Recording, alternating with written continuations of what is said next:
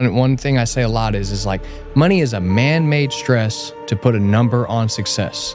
I was a figure in the home, but I wasn't present in the home.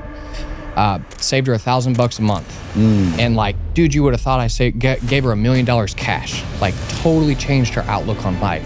In Acts chapter 20, Paul makes this statement, and it's just like so profound. And he says, everywhere I go, the Spirit is warning me of trials and tribulations, but he's like, my life means nothing but to do the will of the Father. He just had this, he went into the flames instead of like retreating. Right, pornography earlier, right? I think especially as everybody, it's easy to justify it and be like, I'm not hurting anybody. Yeah. It's my phone, it's my da-da-da. And then all of a sudden it's like, okay, well, challenge yourself not to do it. Not to do it. And watch how quickly your flesh starts making excuses. And it's like, it's not hurting anybody. No, dude, it's hurting you. Be seen. Be heard. Radiance Videography Podcast. Hey, what's up, guys? It's Jason Dames with Radiance Videography, and I am totally stoked about this podcast. We get to have my good friend Dylan.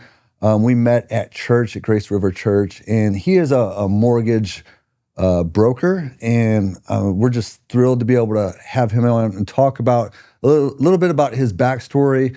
We were able to meet up just over some coffee and chat about some different things, and I was like, dude, Dylan, I got to have you on. So I want to introduce you to all you guys, to my good friend Dylan, and I can't wait to dive into some of these things that we were talking about. I was like, man, you got to come on and share some of this amazing wisdom and insight, and just a little bit of your backstory. And I know it was so impactful to me, and so I'm so excited to have you on, man. Awesome, man. Thanks for having me, bro. I'm definitely excited to be here. Absolutely. So let's just start by giving the audience a little bit of backdrop of your story, how you got into the mortgage industry, and some of the stuff that we kind of talked about sharing through coffee and stuff like that, and grinding it out and all that good jazz. But I'd love to kind of just hear a little bit more. I'm going to push this up just a little closer. Yep.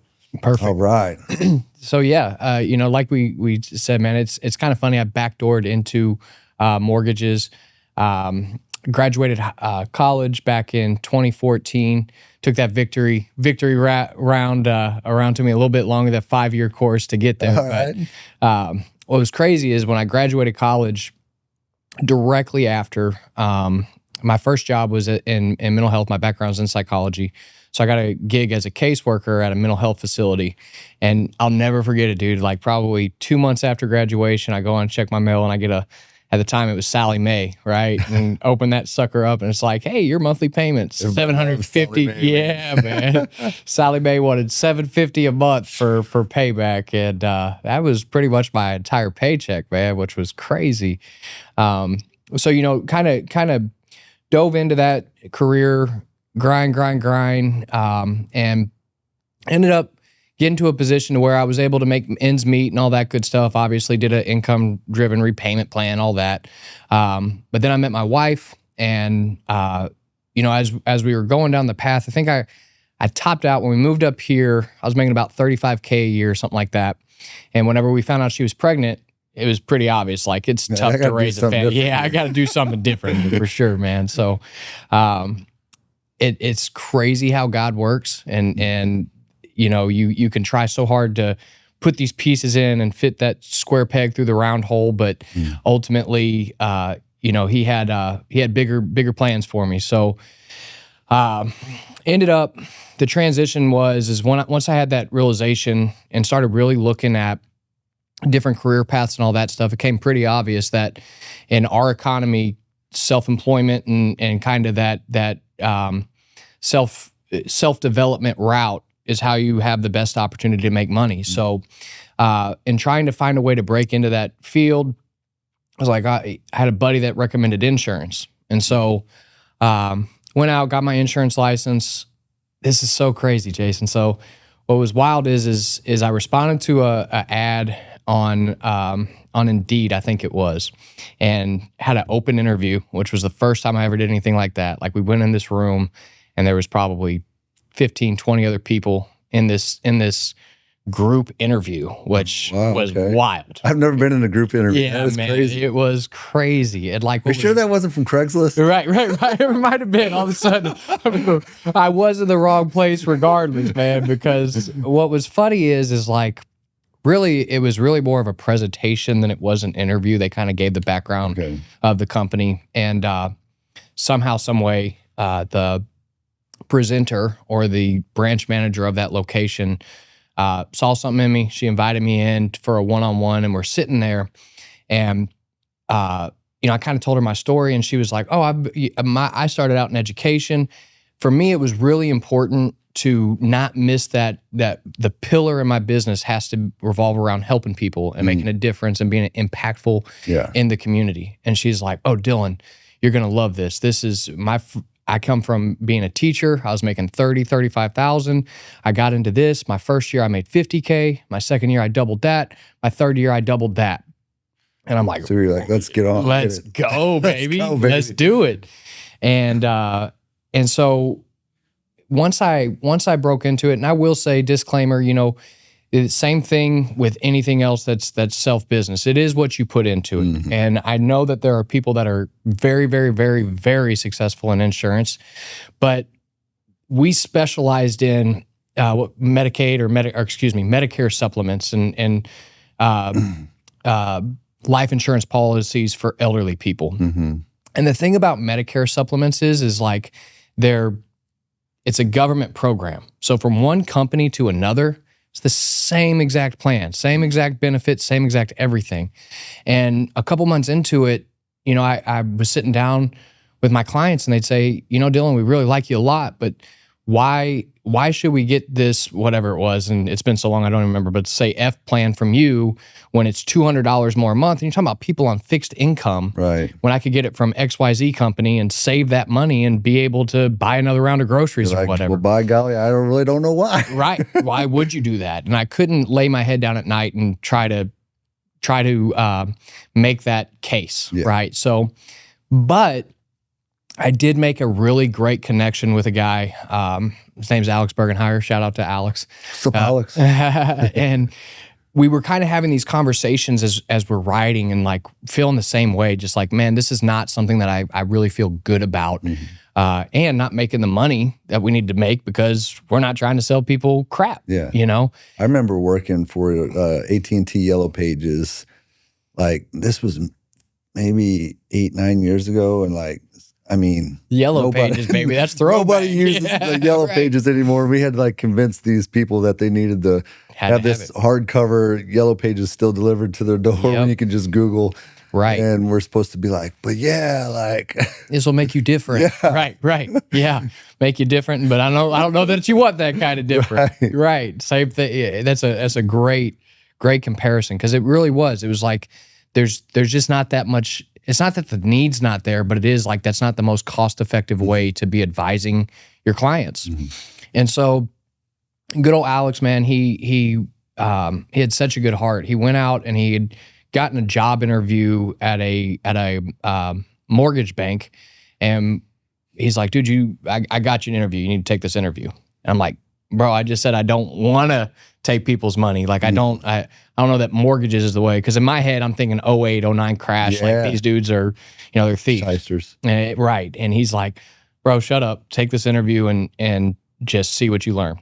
And it was really cool because in the interview, that my first company, they specialized in refinances. So like they were showing me where when I was in mental health and a social worker and in foster care, a lot of times you'd go into people's houses and the whole reason that the kids are in the system in the first place, it all breaks down to money, lack of money in the house. They're not able to take care of their responsibility. That adds stress on mom and dad. They're fighting, not giving the kids the attention they need, whatever the case may be.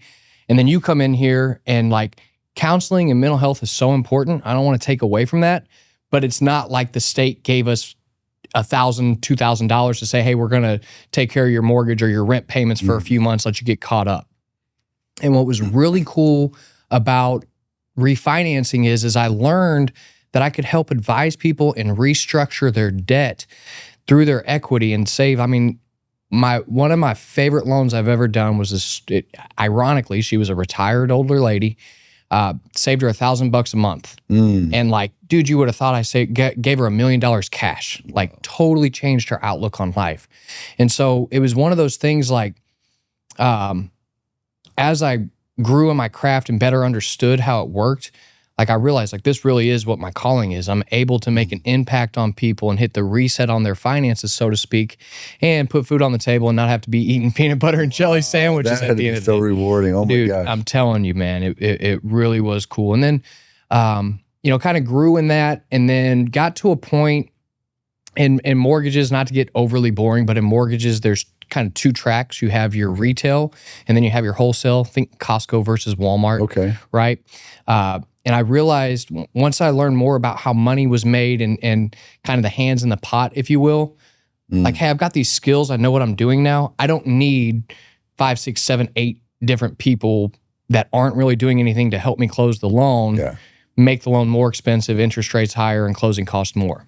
So I broke off into brokering to shrink down the amount of hands in that pot. So I'm able to offer my clients lower rates, lower closing costs, all that good stuff, but also get to keep the lion's share of that lesser cost to where I make more money as well. So that's dope, man. Yeah, man. Yeah. It literally was a win-win situation, man. It's really cool.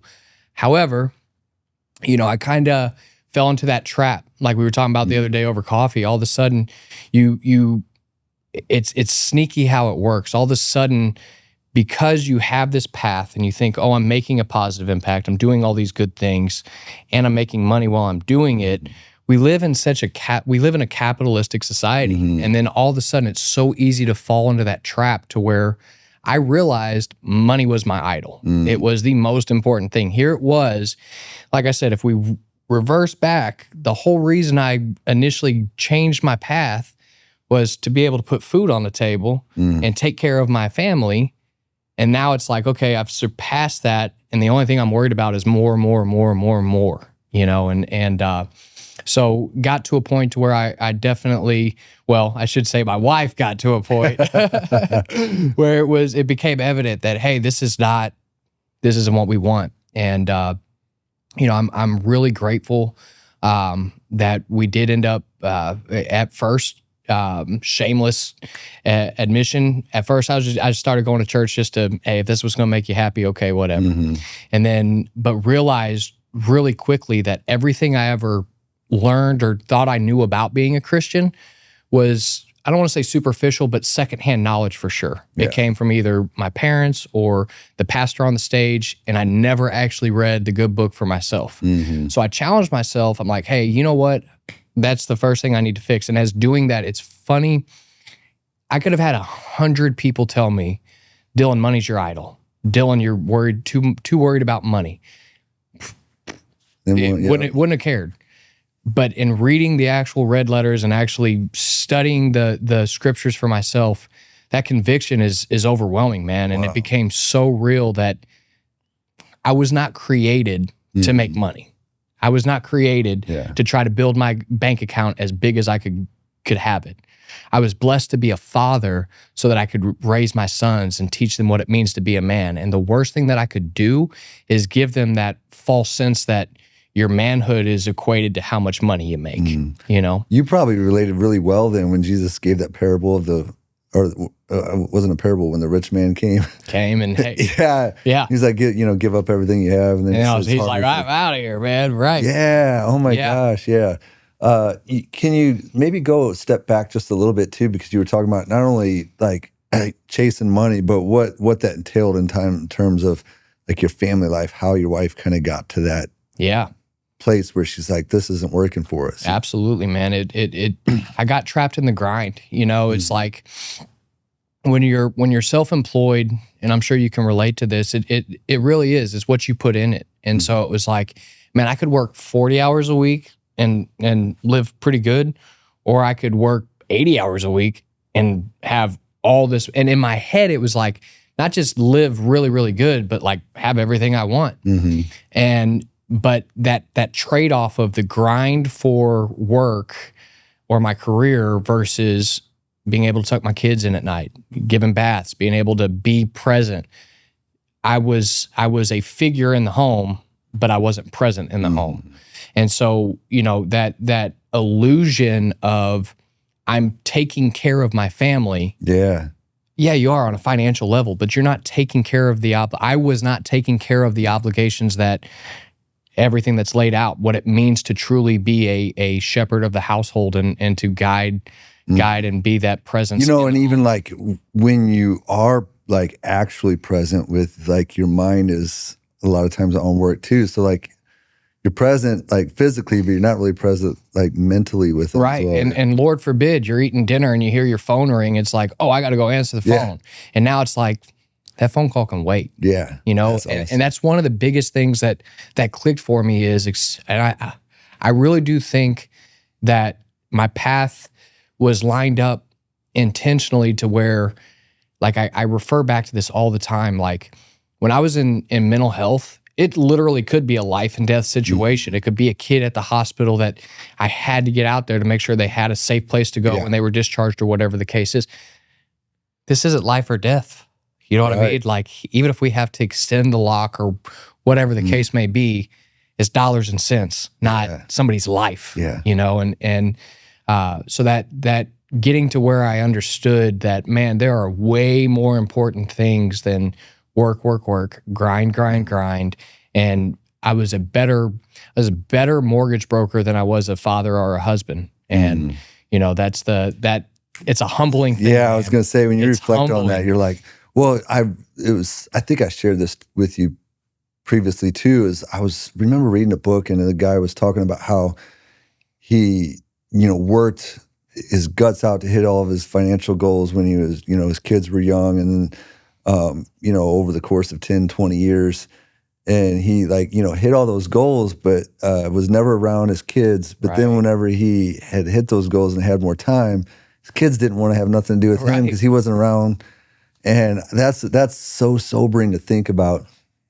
And it always makes me think about, because there's this train of thought, this like David Goggins, like extremism of just grind, go at it. And like, even, I maybe could even understand that for a short amount of time, but sometimes even with that, it's like that short time turns into like longer. Yeah, don't blink. Yeah, it's like, it's always this, and I think that's where the idol becomes, or where like you can define it as an idol, because it's like you're trying to get the satisfaction. If I have this, if I do this, or have this relationship, then I'll be happy, instead of resting in the identity that you have in Christ, of being His, and He's borne His image on us, and we have that, and we can be satisfied in knowing that, and we don't have to strive and work so hard to earn like this happiness. 1,000%. But there's this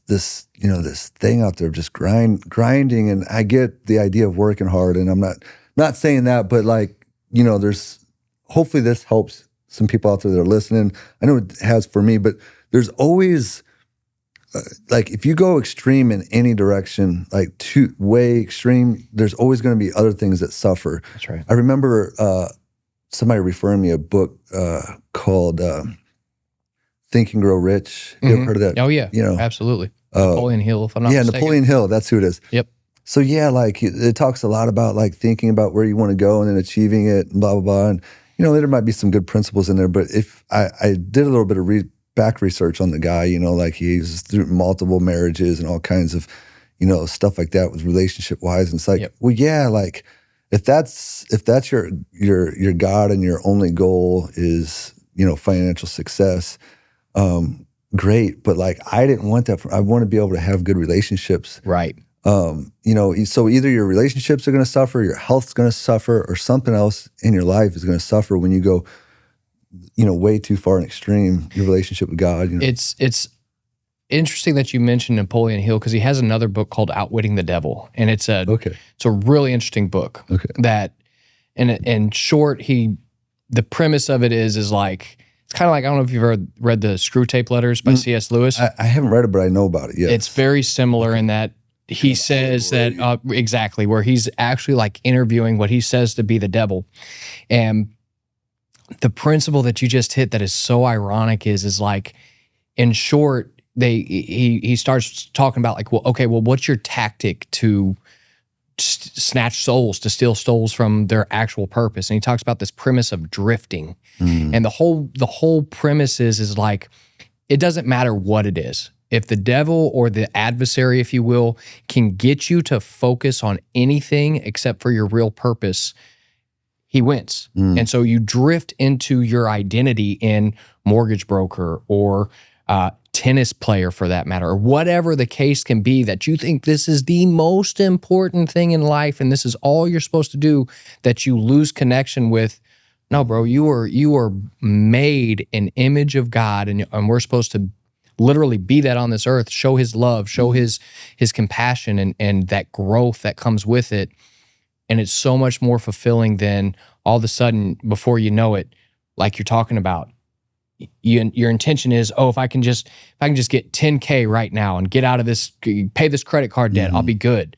Well, then you quickly realize, no, bro, you get that 10K, you got that card paid off. And you're like, oh, I paid the card off. I don't have anything to show for it. I need 10,000 more, 20,000 more, 30,000 more. It's always a striving. It's always more. That's the trap. I was just listening to Lecrae interview Will Smith. Love Lecrae. He was like, man, when you get to that point, Will Smith was like, you get to that point where you can have anything that you want and realize like it's not satisfying and stuff like that. He's like, it's kind of something that he's like, I wish everybody could experience, really, like, right. Because you realize it's not like it's, and really be able to rest in God and not trying to strive and be able to know that he loves you and you're loved by him is just takes so much weight off of you of trying to strive for that. And it's that illusion, right? It's it always blows my mind. One thing I say a lot is like, money is a man-made stress to put a number on success. It doesn't hold any weight. It's not real. It doesn't mean anything other than what we say that it means. It does not exist naturally,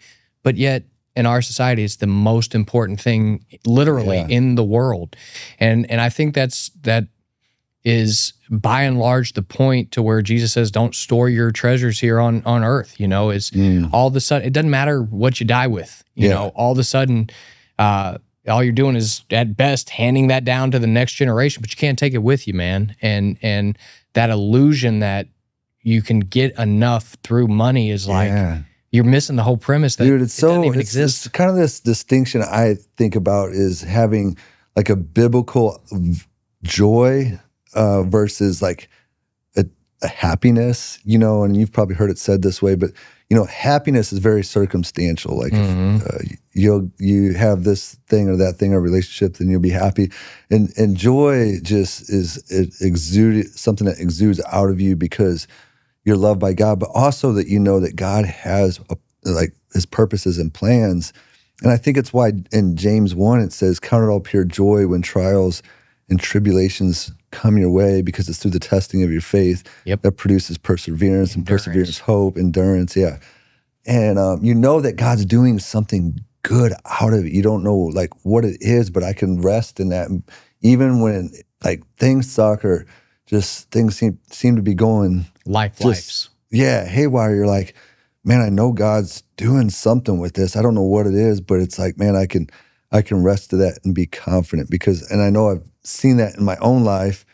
And you know, something that always helps me too, as well as I look at in Acts chapter 20, Paul makes this statement, and it's just like so profound. And he says, everywhere I go, the Spirit is warning me of trials and tribulations, but he's like, my life means nothing but to do the will of the Father. He just had this, he went into the flames instead of like retreating. Right. And avoiding. Yeah.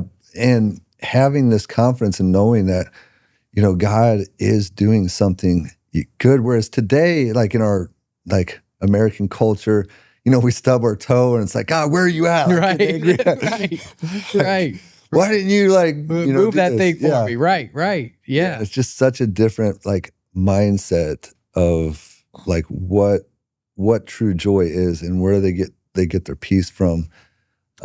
And I think that it's hard for us to wrap our human mind around that concept, right? Because we're in the moment, when you're dealing with that adversity, it feels like all the weight on the world is on your shoulders. But I believe it's in Psalms where David writes, we are but a breath, our entire lifetime is but a breath to God. So it's like that moment, like where I try to connect, is that you mentioned James 1, that verse was so heavy for me the first time I read it. You're like, what? Right. Like you're saying, I just lost a close friend to death and I'm supposed to count it as joy. Yeah. But it's like, if you really do rest with him and you really do put your faith in him, then it's not a matter of faking a smile and being like, oh, everything's fine, I just lost my best friend. But it is like, as you're going through that tribulation and knowing that, man, it's all going to be okay because I'm in his hands. Yeah. That example, just that simple example, other people are watching you go through those tribulations and hardships. And so it can be an inspiring and a nod to God that it doesn't matter what life throws at me. I know I'm good. Yeah. I know I'm okay because this is but a breath. And at the end of this breath, I'm going to be in his presence, man. Yeah. Well, and it just seems like to me too, like I don't see how you could really have a full, true joy outside of Christ, because amen, without, like we were just talking about, it's a striving and not having hope and not knowing. Like, I don't know how you get there. It's superficial, right? Yeah. I mean, you put it in, like I said, I mean, for me, my identity was in mortgages. How silly is that? Yeah. How silly is that? What am I going to do when I retire? Right. Like, what am I going to do if the market, and we're in a tough market right now, if all of a sudden it's like, and look, we got AI right around the corner. 10 years ago, I would have told you, oh man, I don't have to worry about a computer ever taking my job. Right. Dude, every day we're getting a little bit closer to all of a sudden you just type this in and here you go. And so it's like with those marks, all of a sudden, when your identity isn't anything else besides him, it's a superficial thing. And it's only as strong as it being there. Yeah. And as we've seen time and time again, in a flash, it can be taken away. Well, I think this was such an important topic and stuff to cover, and why I wanted to have you on and talk about it, because it's such a thing, like in our culture. It's just this grind mentality. And man, like I said, I'm a huge believer in working hard and stuff like that. Man, absolutely. But like, there's this very much of an imbalance. Obviously there's the other side of that of just lazy slothfulness, but my good friend Matt Lohman talks about this a lot, but he's like, it's not trying to earn God's favor, but it's coming like from a place of, we don't work for grace, but from grace. We don't work like, such an interesting concept. Yeah, it's like God's given us everything we need, and he's like, he mentioned, Paul talks about, I hope you uncover the riches that already given to you in Christ Jesus. He didn't say you have to strive to get these things. Right.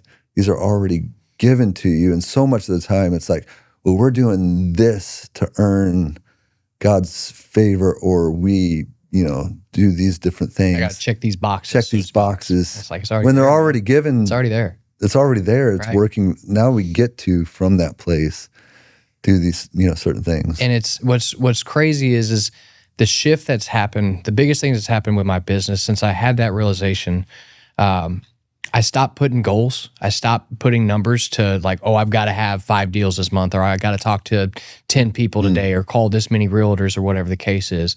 And to your point, it's not like, okay, that means just take your foot off the gas and whatever. No, you still got to put the work in, but it's trusting that God's going to provide. I'm going to be okay, because my goal is not the money. My goal is to be his image, be his impact here on earth. And what's crazy, Jason, is like literally the shift in my clientele. I got this guy right now, man. We've talked more about what God's doing in our lives and the way that he has used us to impact people more than we have his mortgage the whole way through. It's like, we'll spend the first 10 minutes talking business, and then the rest of the time it's like, hey man, what do you have going on right now? Like, how can I pray for you? What's gosh, man. It's crazy. like, and literally he told me yesterday, we're almost done with the transaction. And he's like, dude, I feel like I've known you my whole life. Like, regardless if I ever buy another house or do anything else in real estate, we're gonna be in touch. And it's like, that's real, man. Yeah. And like, I did not have that level of I've always been a people person, so to speak. Like, just naturally, that's why it's, like I said, it was so important to like, no, I have to have a job where I'm helping people. Yeah. But now it's transitioned from that impact coming to like, man, I really do feel like most of these opportunities have been to help people, the mindset of, oh, this house is the most important thing. Like, no, bro, the house is secondary. Yeah, man. You're going to be good regardless. He's going to provide regardless. And like the level of conversation, what I have found more and more, it's kind of crazy. And it's not even me bringing it up. Like, that's what's really wild. It's just like the conversation will naturally go in that. Yeah. And it's to your point, the gift's already given. That once you receive the Holy Spirit, man, that's why he says, don't worry about what to say. When you get there, you go, it's just going to naturally I think flow. I think you told me too, like the finances even gotten even better or something like that. Yeah. Like, It's been like, honestly, here in this market, it's been a little bit more constricted, but I haven't missed anything. Yeah. You know, I have had what I need. Yeah. You know, Well, and I know even for myself, there's been like, I ended up getting this amazing contract to live stream horse events. That's cool. That basically just fell in my lap, and I can't take any credit for it. It's like, That's right. And I love that because I'm like, man, like it's not me being right great or anything like that. And obviously, we work hard and we offer a great product and stuff. We execute when he provides the opportunity. Yeah, absolutely. But it's nice. And like, I'm with you too. It's like, I think that's where the goals thing is like really tricky because the goals can easily slide into the idol side. That's right. And that's kind of one of the things that we were talking about. And it's like, man, I'm not against goals, but you have to really be careful with that and like keep them with a loose hand. And I think about from a standpoint of, okay, what do I need? I do want to achieve these certain things, but what habits do I need to create to get, to do that in my life? So like, just like with fitness, it's like, I don't have to like be in the gym 7 days a week, but if I can, maintain habits of like 4 days a week of 45 minutes to an hour of high intensity training, that's something I can build as a habit in my life, to have the results that I'm looking for and stuff like that. So like, I think of it more on those terms. I don't know if there's like show up and do the work as opposed to making it so important to stick with the gym reference. Like, oh, I've got to add 10% to my max. Like, if you're working out like you're supposed to work out and you're hitting that time frame and you're actually executing and showing up, your body's going to feel just as good. Dude, you're taking care of yourself. Yeah, that's a great point. Like, there was a time and place where I, tracked certain things, tracked food, as far as fitness goes. But I would encourage other people to do that just to help them understand like what type of stuff they're putting in their mouth intake and whatnot. Absolutely. But yeah, it's like once you get that down and you kind of understand it, like I really don't ever like track like that. Right.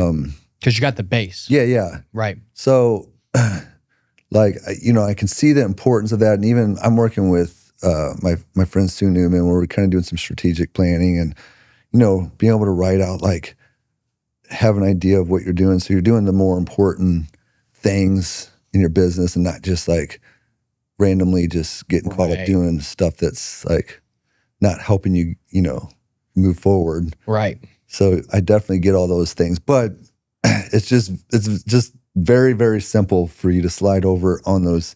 Don't blink. Goals is be like, this is it. And if this is the only thing, because I think ultimately for me, it's like, well, if you're so focused on the goal, it goes back to what you were talking about. You weren't able to be present with the people in your life. Let's say somebody comes in and you're in the middle of doing your work and they're have some life trauma or is hurting really bad and they just need to talk to you, you're never able to stop and be present with those type of things. That's like right. Jesus sometimes would just like all the time. Yeah, be open to like somebody coming up and disrupting what he was doing in the moment. Right. Right. Or, you know, like, or he would go away and spend time and fill himself back up with prayer and stuff. That's like right. that. It's like that piece right there, man. And like those are such great points, man. And like, I think that's the thing with goals. And one of the things I realized is like, are your goals set for you to be successful? Or are you trying to measure yourself to somebody else's success? Because for me, in mortgage, there's this thing called Scotsman Guides, right? Okay. So, and it's got all your top in the nation, the top producers. And it's like, bro, it doesn't matter if I close $1 million a month, that's fantastic. That's great. Yeah. But I could feel really crappy about it all of a sudden if I open that thing up and look, Carry out in Arizona closed 10 million this month. And it's like, oh, now I got to go close 10 million to count myself successful against somebody I don't even know in a whole nother I think region. about, that's what the beauty of it. It's like, man, you could have the most money in the world, but I'd love to be able to peek in on some of the relationships. Right. What's going on behind that. And that's the thing. It's like, man, you got to figure out what's really most important to you. What's your priorities? If your priorities are to be the richest person in the world, I don't know, by all means, then good luck. But you're not going to be rich spiritually or relationships, man. And those are the things. I love the point you made with Think Real Rich. I just lost his name that quick, but it's like Napoleon Hill. It's like, oh, you wrote all these great books, you got all these great things to say, and then you look and it's 2-3 marriages, blah, blah, blah. And we get so caught up in the highlight reels of Facebook. And it's like, all of a sudden, you see all these great, fantastic family vacations and everything else, and then 6 months later, they're going through a divorce. And it's because that you're so focused on the dollar bills, you're not focused on the actual relationship. And that comparison thing is huge. I mean, I think it's a trap. It's an illusion. Such a big trap. And I think that's what one of the big dangers of social media is, you know. Right. It's so sad because I think, especially for young girls, it's like, gosh, they're comparing themselves. Oh, bro, can you imagine being a kid in this environment? Gosh, I know. I talk to my son a lot. I'm just like, man, it's just completely different from where we were at. Totally, man. I mean, just even as like when I was in college, it was really starting to take place. But now I think of like, you know, we didn't have Snapchat. We didn't have Instagram was around, but it was way more, it was newer, right? We didn't have phones, bro. We didn't have phones, man. And like, we were like riding our bikes, man. It blows my mind that, and again, I think it does come from the comparison thing, but like my oldest son is 7. One of these kids in the neighborhood 6, running around with a smartphone, bro. And it's like, I just, it's such a, these are things people don't tell you about when you're a parent, when you're a new parent, right? Dude, it's so hard to navigate as a parent nowadays because it's all new territory, and it's like, man, you don't want to like just cut your kid out from everything, right? You know, and just. But at the same time, I don't want him having access to what's on that. There's so many dangers there. Right. It's like, man, how do you don't want to be the helicopter parent, but like, you know, there's. I try to communicate with Nolan about certain things because we haven't let him have too much social media. He gets to watch YouTube and stuff like that. But it's been like there's these, you know, all these traps, and I'm like, I'm not gonna tell you too many things. I'm gonna try to give you as much freedom as I can, like as many things as I can. But like this is one area, that like there's so many pitfalls and dangers, and I know like I myself, even like from the pornography side, I gotta like put, you know, blocks and have that accountability 1,000%, man. There, you know, for me, and you know, there's just so many levels to all that because it's a click away always. You know, and that's the thing. It's a conversation Tyler, my wife, and I talk about a lot is preparation versus protection. As a parent, like what our roles are. Like you say, I don't want to be, I want my kids to play and grow in a smart, you got to let them be, I think it was Jordan Peterson that said, let them play dangerous, but with knowledge and smart. You know, you doing the monkey bars the first time. That's scary as a parent to watch your 4, 5, 6-year-old do the monkey bars and their little feet dangling. You know, if they fall, it's going to be, but they got to have that experience, right? So it's like, we've got a role to prepare our children, but we have a responsibility to protect them from certain things as well. Yeah. And like, again, I am grateful that I know what it's like to be a young man and have your PSP at 15, 16, 17 years old. Yeah. Parents have no idea what that thing could do, man. It's like, sorry, buddy, I do know what that thing could do, and absolutely not, man. And yeah, dude. I mean, it's hard for the kid because they're like, they don't really understand like what you've been or know the pitfalls and stuff like that, and it's like, okay, well, why? Like everybody else has this or that, or it's. And I think that's where we can. One thing I've grown to learn in my relationship with my boys is I'm not scared to apologize when I make a mistake, and I'm also really, as much as I possibly can be, I'm super transparent. Like this whole thing with the kiddo coming over with the smartphone. It's tough because you can't parent everybody else's kids, and you can't hold everybody to the same standards that you have, because what works in your household doesn't in every household. And also, I think we talked about this a little bit over coffee as well. You can't hold somebody that's either not a believer or doesn't have a relationship with Christ to the same standard or understanding that when you're walking that path, what it means, right? So it's like, I don't want to ostracize the kid and make him feel like he's doing something wrong just because he has a smartphone. But it is like, hey, bud, when you're over here, just so you know, like, it's funny. I'm old school, bro. I'm from the South. Yes, sir. No, sir. Just that level of respect. And I know they're not doing that anywhere else. Yeah. But when they come over, they know it's Mr. Estes. Yes, sir. No, sir. And I bet they love it, though. That's what's so crazy. And I think that's the problem with our generation of parenting is parents are so, what I've seen, especially with young parents, is like they think that being their kid's friend is like winning. It's like, no, your kids crave that authority figure in their lives and that direction and that path. And so like with him, I was like, hey, bud, just so you know, when you're over here, like, obviously I think it's great you're able to call your parents whenever you want to, but I need your phone to stay over, so keep it over here. I don't want it, my boys aren't allowed to play on the smartphone. I don't want it to be played on when you guys are over here. And like you said, it is crazy, man. Like, when they say yes, sir to me, it's like that's their chance to, oh yeah, I want to respect you. You know what I mean? It's like, it's so wild, but a lot of younger parents, I think, get caught up in that trap of, man, I want my kids to like me. Dude, if you're doing it right, they're going to love you because you're giving them that discipline and that direction that the world, all the worldly things that we spoke about, dude, it leaves you feeling empty. And when you're talking about on an innate level, 4, 5, 6, 7 years old, and you're giving the world that kind of, because it's not, we do have that obligation to protect our kids from them having access to it. But by God, we also have even more than that. It's giving the world access to our kids, man. And so it's like, that's where that protection comes into place. And like, they're going to appreciate being led a whole lot more than they are being your buddy or being your friend. Oh, man, dude, I feel like that could just be a mic drop right there. But I love what you said too about like communicating.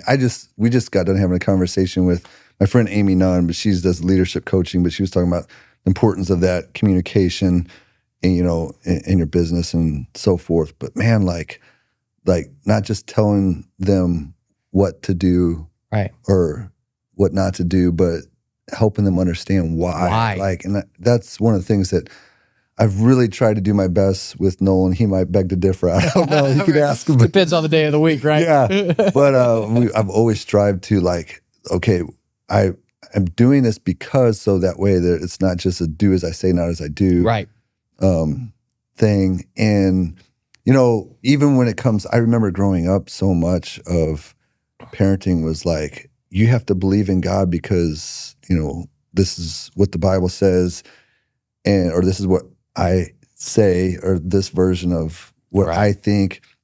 and never really helping them think through like how to, or allowing them to ask difficult questions or doubts or things like that. Amen, man. And then they so important. get a little older and they hear something different. They don't know how to like think through that stuff, and then they no longer believe anymore. You know, it's like, but it's also that way with even like discipline. It's like, hey, like this is like it was something I learned from Paul Tripp in his book, his parenting books. But he was talking about how like you help them to think through, like help them to see the sin in their heart, like when they do mess up, not just you did this, so the hammer's coming down, but like, hey, what were you thinking when you did such and such? Like, what were the motives behind? God, it's beautiful. Like uncovering, helping them see that like the heart, it was the heart condition, not necessarily just the behavior.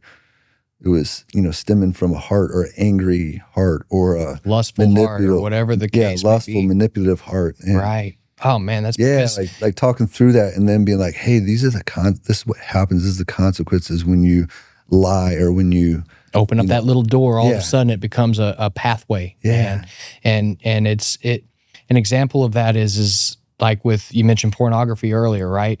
I think especially as everybody, it's easy to justify it and be like, I'm not hurting anybody. Yeah, it's my phone. It's my da-da-da. And then all of a sudden it's like, okay, well, challenge yourself not to do it. And watch how quickly your flesh starts making excuses. And it's like, it's not hurting anybody. No, dude, it's hurting you, because all of a sudden you get to realize, oh man, like I want to do this. And then you justify, oh, just one more time or whatever the case. And before you know it, you're down this path where you don't even have control over your own lustful thoughts. And it's like, I'm not hurting anybody. Yeah, you're hurting yourself. It's showing your lack of self-control. Yeah, and it really does hurt people too. Absolutely. Like, because I'd push back on the person that says that to think about like, okay, try taking that into your marriage and think about what it does to your wife and how she has to compare herself to you being able to like pick whatever that you want to watch, and her trying to compete with that. It's impossible. And then, not to mention, these women are getting pimped out from that you're watching and getting gratification getting them the views. From. Yeah, like I was just listening. Lecrae had another gal on talking about the OnlyFans thing, and they're grooming these young girls at a young age, kind of like in a manipulative way. But they got these agencies, and the agencies end up, you know, helping them to see that they can make all this money. But she made this statement. She's like, that's no different than a pimp walking up to a girl on the corner of a street and being like, hey, you can make all this money. Blah, blah, blah. Right. It's an illusion. It's a trap. Man, it's and then their identity is all of a sudden based and trapped in this sinful thing that, it feels, it's gratifying. You get that check, and you know, they can make crazy money. You know, oh, you made 6 figures in a month. You can't tell me nothing. Okay, great. Every single one of them that I've seen get to a point do they realize, like, this isn't who I want to be. This isn't what, but now they've got all this content and all this stuff that anybody can see, even after they deactivate That's a whole the nother account. Level that she brings up in that video, man. Like some of their lives have gotten destroyed even after they stopped. And God bless them, man. And that's the thing is it's easy to say, oh, it doesn't hurt anybody, but it doesn't take long looking under the hood to realize it is a very powerful thing, and it hurts a lot of people. It's destructive, man. It's destructive. Yeah, like you said. I mean, for me, I would say the biggest thing early on was it affected my relationship with God, because I felt like guilty, and I'm like, why? I don't even. It hurt my prayer life. And even going, I can't even approach Him now because I've got the sin on me. Yes, and it's again, that's that drifter thing. That's the game that the adversary plays. If he can get in your head and put any kind of division between it, and how easy it is with a natural human drive, all of a sudden he can take that and play it and switch it and make it to. And again, for me and my personal experience, it was getting to a point. The light that switched for me was that lack of self-control. I don't want to do it, and I do it anyway, kind of like what Paul talks about in Romans, right? Yeah. yeah, that's your flesh. You've given full control to your flesh, that all of a sudden you don't want to do these things, and you find yourself, and immediately when you're done, you feel regretful, you feel guilty, you feel like crap. And then it's like, okay, I need to have better control over myself. And I've got it. That's the gift that he talks about. It's already there. It's the spirit. It's allowing that spirit to take control as opposed to our fleshly and worldly desires, man. Man, that's so true. And I think, at least for me, and this might be a topic we kind of hit that is sensitive to some of you guys, and maybe it's hitting straight home. Maybe some of you dudes watching this, but like for me, like I had like I think when it comes down to it, is you got to put up those guards and accountability pieces, because like it's like the thing is like I can just do this on my own, and it's like this vicious cycle that guys are going through. It's this guilt, and then like and then being like, God, why did I do that? I feel ashamed, and then like the repeat of that, and it's just like, and the trap of that mindset, right? Like the idea that I think, I don't want to say most, but I would be willing to bet probably most, but a lot of guys suffer with this same thing, but it's shameful to talk about. It's that illusion that you're the only one going through it. I'll never forget a guy I got a tremendous amount of respect for, runs an online Bible study, and his name's Eric Rogers. He said in one of his studies, he's like, man, at one point, I was so turned off from the church because I went to a small group, and it was like, I'm struggling with pornography, and asked if anybody else at that small group was struggling with it. And they're like, nope, not me. Nope, not me. God. And it's like, dude, that's so disingenuous. Dude, they were. Yes. And so like, that was one of the eye-opening moments for me, because he opened up in that study and was like, man, if anybody, let's talk about it. Let's open up. Let's pray about it together. And that's, I believe, and I think that's one of the things that is laid out where 2 or 3 meet in his name and they touch and agree. Like, man, I don't want this to have power over me anymore. And you're bringing other men of God in there with you to help you beat it. I can tell you, for me personally, like just knowing that people were praying for that struggle, and that I had people that I could talk to openly and honestly about it. I know exactly what you're talking about. I think that's why transparency is so powerful. Yeah. I remember back in the day, I used to listen to Christian radio, and they had on Bot Radio, I think it was on Focus on the Family, they had this couple get on that was sharing a marriage book and just talking about the struggles, as a marriage they were having, and coming close to divorce and stuff like that. And just them talking about specific things that they did, and like having that transparency was like, hey, there's other couples that, struggle. And just like you said with pornography, there's other men that struggle with it.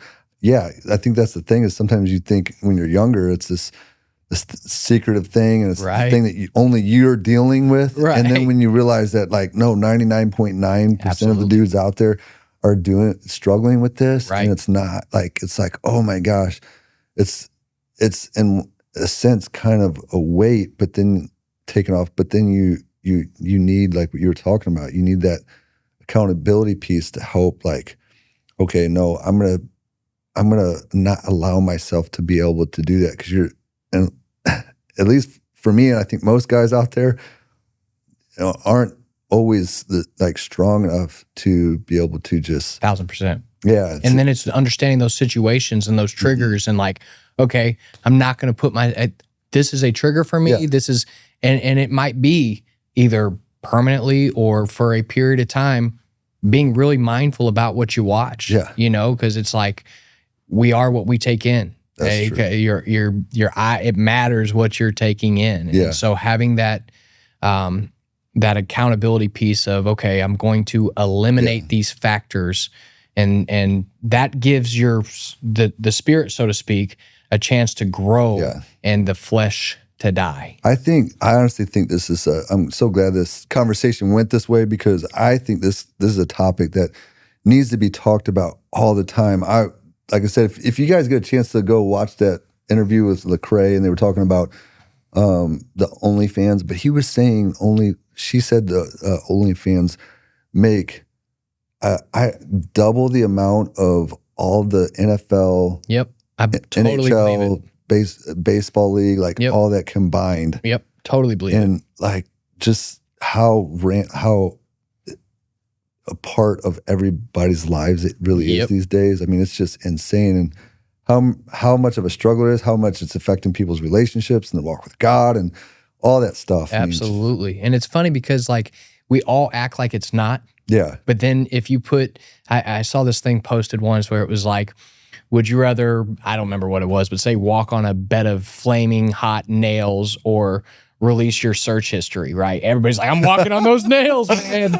You know, Wow. that's the thing is like, it is something that people struggle with. And then on the other side of it, again, the worldly illusion. I'm going to sell my body. I'm going to put this out there and I'm not going to have to worry about money. And then, like you said, Yeah. Will Smith said, you start to realize real quick, well, I'd give all that money back not to have to worry about in 20 years my kids being able to see the mistakes I made at that age, bro. Like that's dude. I props to you too for like you know obviously it was God working in you and whatnot, but you responding to God's call and making that switch, because in so many times people just I think that's the beauty of God giving us free will is to be able to be like, it's the greatest gift ever. It's and it makes it mean something. And like you said something key, and that's one thing I always struggled with was like that pride aspect of oh, I'm going to choose to do this. And what I would offer to anybody out that has those same struggles is like that click that it ain't on you. It's not up to you it's up to you to make that conscious decision to allow the Spirit to guide you and put those things in your life, and then you respond to them. But it is, man. I mean, I appreciate the props, but I've got to quickly say, it's all God, man. Yeah, anybody that I think truly trusts in the Lord, like always knows that, man, it's all Him. All glory goes to Him. Amen. Sure. Because that's the conversation we just had. That illusion of, oh man, if I talk about this, people are going to judge. Man, no, even if people are judging, if it can help one dude beat that, it's worth it. And glory to God on it. Absolutely, man. And I know it's just ugly, just all around. Like it is for people struggling with that. But yeah, man, I feel like we could talk about so many different things. I want to have you back on for sure. That'd be cool, man. Talk about maybe some other topics or whatnot, or just kind of whatever. I feel like, we connected over coffee, just, really kind of known each other for a little bit, but just really hit it off the bat, connected. And I feel like, man, this is a dude, like I could spend talking hours and hours. Amen, man. I feel the same way, bro. We definitely need to have that back on. If there's a way for people to, get in touch with you for like mortgage reasons, do you have any social media, websites, anything that? Yeah, absolutely. So I'll definitely shoot you. I don't know if you have like a link in your bio. I'll put it in the description. Just send me. Definitely will. But I mean, on that note, my cell phone 314-250-0212. Call, text anytime. That's what I'm here for sure. Yeah. So if you all are looking, for a good mortgage broker or whatever, like I'll put the links in the description below for y'all. And if you like this content and you'd like to see more, or maybe there's some stuff that questions that you might have, make sure you put them in the comments, like, subscribe, share, do all the things. We'd love to hear your feedback because it really helps us get these videos out to more people when you do that. So thank you very much for the 3 people that are probably watching these. But God bless y'all. I hope you have a great day. Peace. God bless.